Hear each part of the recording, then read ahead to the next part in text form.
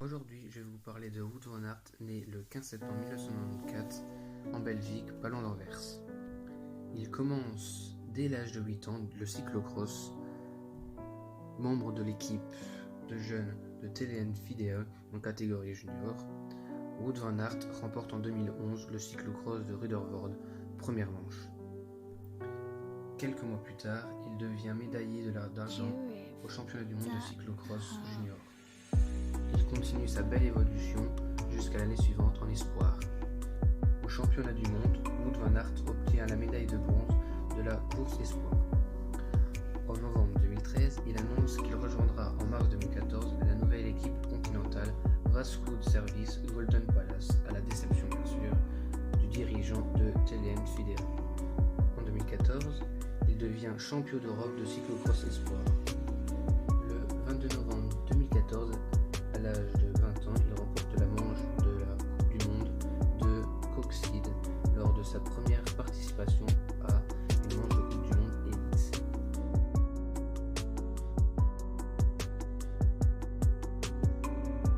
Commence la saison 2015-2016 de cyclocross en remportant successivement la première manche de la Coupe du Monde à Las Vegas. Il remporte le titre de champion du monde 2016 à Eusenzolder, ainsi que les classements finaux de la Coupe du Monde du Super Prestige. Lors de la saison 2016-2017, il gagne les 2 premières manches de la Coupe du Monde et finit 3e du championnat d'Europe. En janvier 2017, il conserve son titre de champion du monde de cyclocross.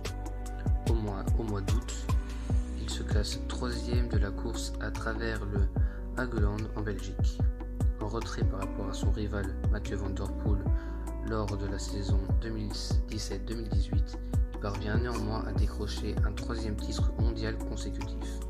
Il annonce son intention de participer au classique printanière sur route de 2018. Le 17 septembre 2018, il annonce résilier son contrat avec son équipe Ferrandas Willens-Krelan. Il rejoint le 5 octobre la formation Sibel Sebon Offroad pour courir à la saison de cyclocross 2018-2019. En mars 2019, il rejoint le World Tour et l'équipe néerlandaise Jumbo-Visma. En juin, il remporte 2 étapes et le maillot vert du Critérium du Dauphiné. Puis devient champion du monde national du contre-la-montre et prend la 3e place de la course en ligne. Il va donc participer à son premier grand tour lors du Tour de France où il porte le maillot blanc pendant plusieurs jours. Le 15 juillet, il s'impose au sprint lors de la 10e étape entre Saint-Flour et Albi. 4 jours plus tard, lors du contre-la-montre de Pau, il chute grièvement en accrochant une barrière et doit abandonner. Il subit 2 opérations au poignet.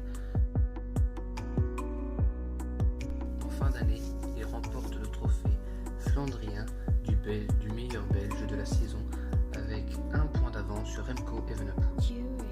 Le 27 décembre 2019, il fait son retour à la compétition après 161 jours sans compétition et se classe 5e de l'Azencross. En janvier 2020, après une grosse montée, il se classe 4e du championnat du monde de cyclocross remporté par Mathieu van der Poel. Le 1er août, il reprend la compétition sur route lors des Strade Bianche. Alors qu'il faisait partie d'un groupe de 6 hommes, Van Aert attaque à 12 km de l'arrivée et il arrive en solitaire à Sienne. Il remporte là une des plus belles victoires de sa jeune carrière sur route. La semaine suivante, Van Aert dispute 2 autres courses d'un jour en Italie.